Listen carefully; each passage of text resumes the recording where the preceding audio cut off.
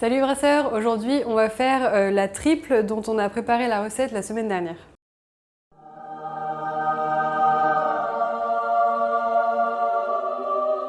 Alors avant de commencer, je voulais vous partager un petit peu les éléments que j'ai recherchés au niveau de ce style de bière. Alors déjà il faut savoir que auparavant la double et la triple, ça s'appelait comme ça uniquement parce qu'elles avaient une densité plus élevée que la moyenne. C'est à partir du XVIe siècle que on a utilisé cette dénomination comme le style de cette bière. Enfin, de ces deux bières. Et c'est à partir du moment où la Westmalle a commencé à vendre ces bières que ça a désigné une bière claire et forte à la fois. Cette bière est également caractérisée par ses notes épicées qui peuvent provenir aussi bien de son houblon, de sa levure, que de sa température de fermentation. Après, c'est pas interdit non plus de rajouter des épices, c'est par exemple ce qu'on retrouve dans la carmélite.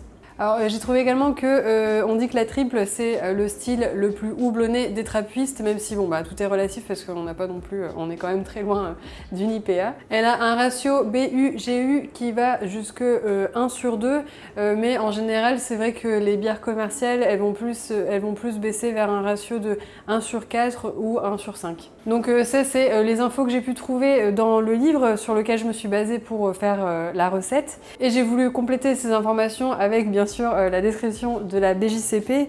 Donc là on peut voir que c'est forcément une bière claire, plutôt épicée, avec une finition sèche, une bière très forte, avec des saveurs maltées et une amertume marquée. Elle est bien aromatique, épicée, fruitée. On peut également sentir légèrement des notes d'alcool. Mais même si on peut sentir ces notes d'alcool, ça doit être une bière qui reste très buvable. Il y a quand même quelque chose d'assez intéressant que j'ai découvert en lisant les recettes qu'on trouve dans ce livre. C'est que la plupart des recettes de triple, elles sortent un peu de la fourchette, par exemple, de densité initiale, de la fourchette qui est proposée par la BJCP. Donc voilà, il faut toujours garder en tête que la BJCP, c'est un guide, c'est pas des valeurs non plus complètement figées, on va dire. Et voilà, par exemple, on le retrouve dans cette bière-là, dans la bière que je vais faire aujourd'hui. Vous l'avez peut-être remarqué dans la recette que j'ai préparée donc la semaine dernière.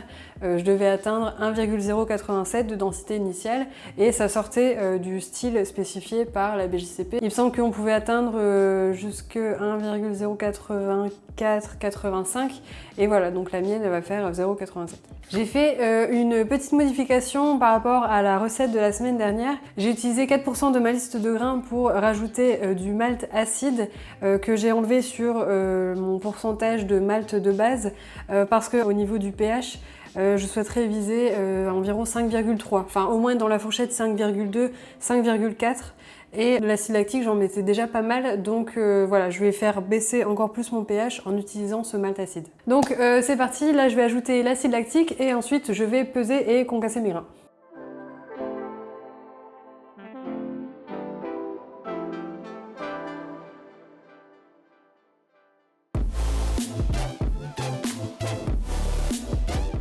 L'acide de grain, vous la connaissez déjà puisque je l'ai présentée dans la vidéo la semaine dernière. Je vais quand même un peu plus parler des différents ingrédients. Donc par exemple, pour le malt de base, je vais donc utiliser du malt Pilsen. Dans le livre, il est indiqué que en général, les Américains, pour faire ce style de bière, ils utilisent de base le malt Pale Ale, mais traditionnellement, on utilise plus le malt Pilsen, qui va nous donner des notes de céréales, de crackers. L'idée, c'est que ce malt va avoir un profil vraiment très léger qui va en fait permettre aux autres maltes et aux autres ingrédients de ressortir.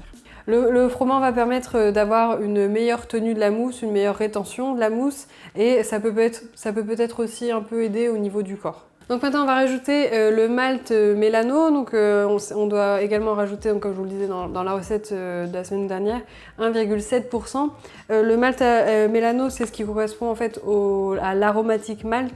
Ça va être le substitut. Ce malt il permet justement, comme son nom de base l'indique, donc aromatique, de rajouter beaucoup d'arômes, vraiment ce profil maltais à notre bière. Et il va également rajouter un peu de corps et de la couleur. Comme je vous le disais au début de cette vidéo, je vais rajouter 4% de malt acide que j'ai enlevé sur le pourcentage de mon malt de base, mon Pilsen. On peut aller normalement jusque 10% pour utiliser ce malt, mais j'ai pas envie de trop en abuser parce que j'ai lu que ça pouvait aller jusqu'à donner un petit côté de bière acide à notre bière. Donc là, c'est pas du tout ce qu'on cherche. Donc voilà, là je vais mettre 4%.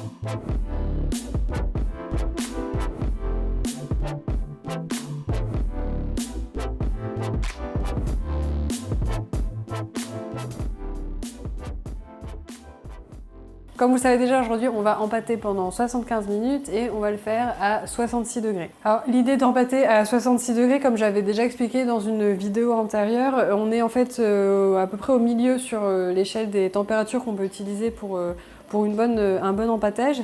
Donc là, à 66 degrés, on va avoir une bonne fermentabilité, un bon rendement et on va avoir un corps moyen, c'est-à-dire qu'il va pas être trop léger ni trop épais.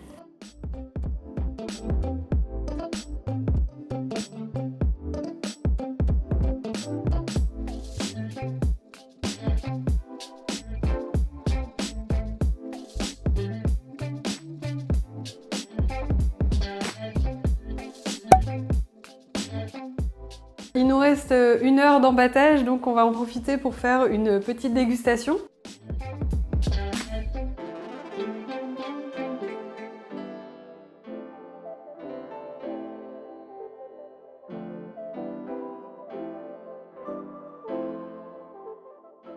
Bon, le sac de grains là, il est vraiment très lourd, donc c'est Eduardo qui s'y colle.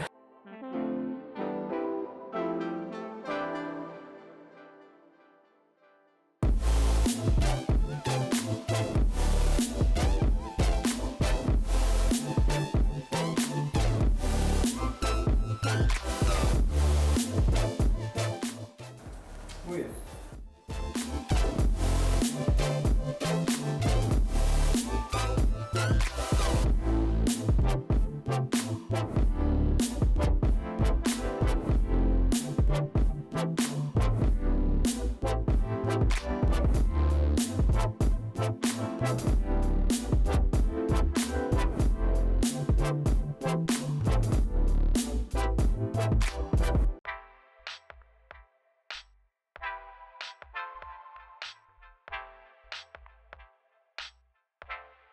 Donc comme vous le savez déjà, pour cette recette, je vais ajouter 2 houblons. Le premier, ça va être le Golding. Alors en fait, le Golding, c'est exactement le même houblon que le East Kent Golding, c'est juste la dénomination qui change puisque le East Kent Golding, il est cultivé dans le Kent, en Angleterre. Et donc le Golding, c'est la même chose, sauf qu'il est cultivé dans d'autres régions. Donc dans mon livre The Hop List, on a la description suivante pour le Golding. Il est indiqué qu'on va avoir un arôme de lavande, de miel, de thym et d'épices. Et on va avoir également des notes terreuses et un peu amer, avec une douceur, et ça peut aussi ajouter un côté soyeux. Et donc, comme j'indiquais dans la vidéo de la semaine dernière, pour le Golding, on veut 23 IBU.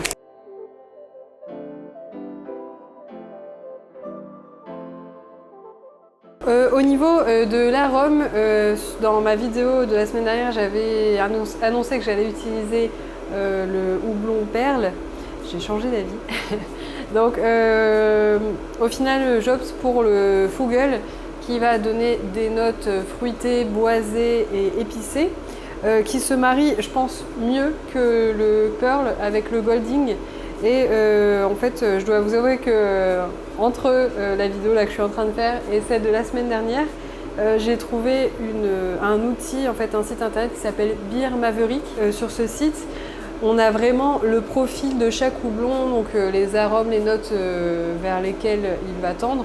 Et on a une comparaison avec voire 2 autres houblons. Alors on peut faire ça aussi bien avec le houblon que le malt, que la levure.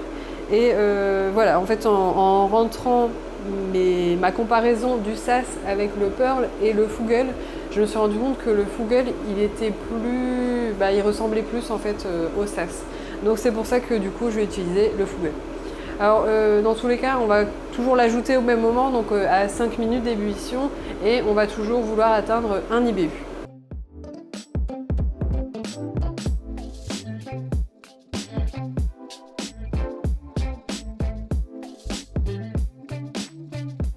Donc pour cette recette, comme je veux une bière transparente, je vais rajouter de la Richemont, donc 5 grammes à 10 minutes.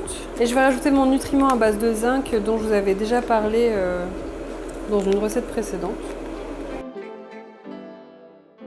Donc dans la recette, j'ai quand même 6,9% de ma liste de fermentescibles qui est consacrée au sucre. J'ai jamais utilisé tant de sucre dans une recette. Pourquoi on l'utilise et en telle quantité? C'est parce que justement on veut une bière qui est forte en alcool, vraiment avec un grand volume d'alcool, mais un corps plutôt léger.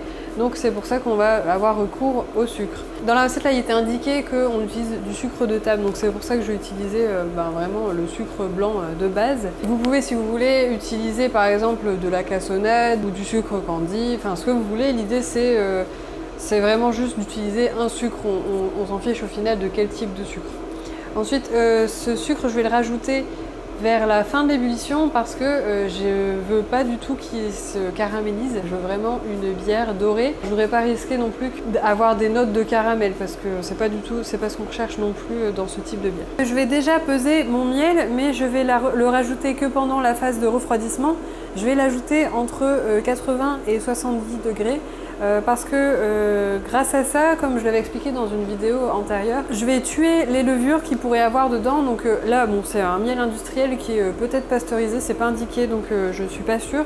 Mais surtout si vous utilisez un miel, par exemple bio ou d'un petit producteur local, faites très attention de le rajouter dans ce rang de température-là pour tuer les levures qu'il pourrait avoir, les levures sauvages, ce qui pourrait infecter votre bière. Donc vraiment entre 80 et 70 degrés. Et si on rajoute pas le miel pendant l'ébullition, c'est parce que comme ça on va conserver au mieux toutes les saveurs et les arômes que ça va nous produire. Si on rajoute à l'ébullition, on va justement perdre ces arômes. Donc voilà, l'idée c'est de rajouter entre 80 et 70 degrés pendant le refroidissement. Et donc, comme je l'indiquais dans ma recette de la semaine dernière, je vais ajouter ici 3,4% de ma liste totale de fermentescibles.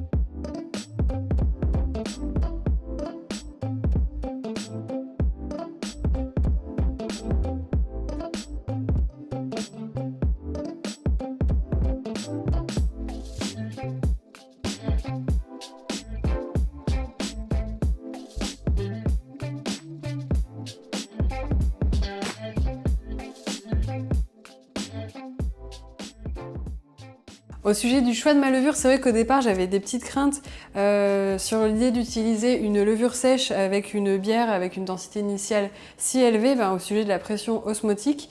Donc j'ai fait mes petites recherches et comme j'avais prévu d'utiliser une levure de la marque Fermentis, j'imagine que vous connaissez la technologie de la levure Fermentis qui est E2U, donc easy to use, facile à utiliser, qui normalement indique qu'on peut l'utiliser sans avoir besoin de la réhydrater en l'ajoutant directement dans le mou. Je voulais être sûre que cette technologie E2U, elle était aussi efficace pour un mou avec une densité élevée. Donc j'ai fait mes petites recherches et j'ai trouvé une étude, donc vraiment directement de la marque Fermentis, qui indique que c'est possible, que ça pose pas de soucis. Donc cette étude, je vous la mets en lien si vous voulez la consulter, n'hésitez pas à aller la voir. Et donc voilà, du coup moi je suis rassurée au niveau de l'utilisation de cette levure. Et voilà, en tout cas j'ai hâte de voir ce que ça va donner. Ok, donc cette bière, on va la fermenter d'une façon un peu différente de mes autres brassins.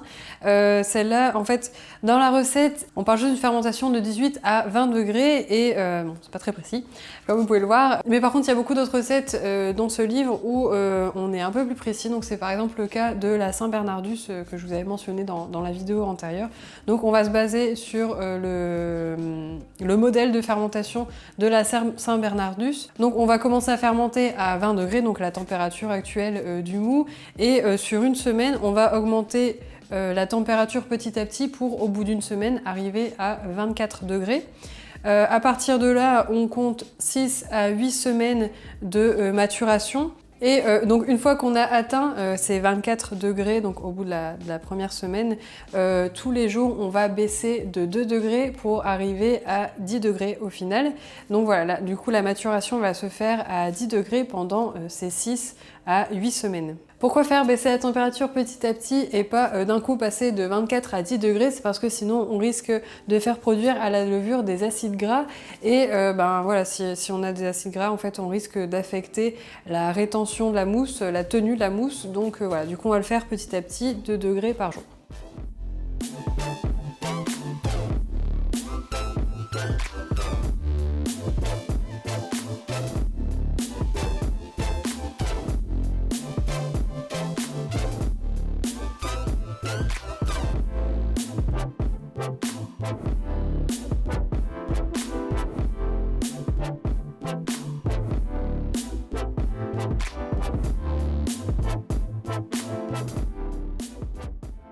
Donc au final, j'ai obtenu 1,081 au niveau de la densité initiale, sachant que mon objectif c'était 1,087. Donc de cet objectif, je sais que je peux déjà retirer 4 points de gravité au niveau de mon efficacité. Les 2 points restants, à mon avis, ça doit être au niveau du miel. Je peux pas connaître mon pourcentage d'extrait de sucre de ce miel, donc je pense que c'est peut-être là que ça a pêché et qui fait que je suis pas arrivée à 1,087.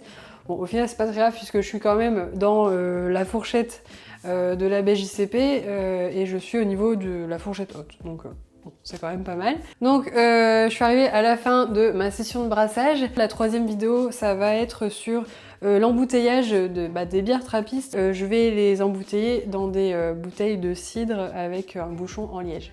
Donc je filmerai tout ça, ce sera ma 3e vidéo. Je sais pas quand elle sortira parce que d'abord il faut que cette bière fermente et mature pendant 6 à 8 semaines. Donc on a encore le temps, mais voilà, je la partagerai avec vous. En attendant, je vous remercie d'avoir regardé cette vidéo jusqu'au bout. Si vous avez déjà fait une triple ou si vous comptez faire cette recette ou une autre, n'hésitez pas à me le faire savoir en commentaire. N'hésitez pas également à liker cette vidéo, à la partager et à vous abonner si ce n'est pas encore fait. Et moi je vous dis à samedi prochain.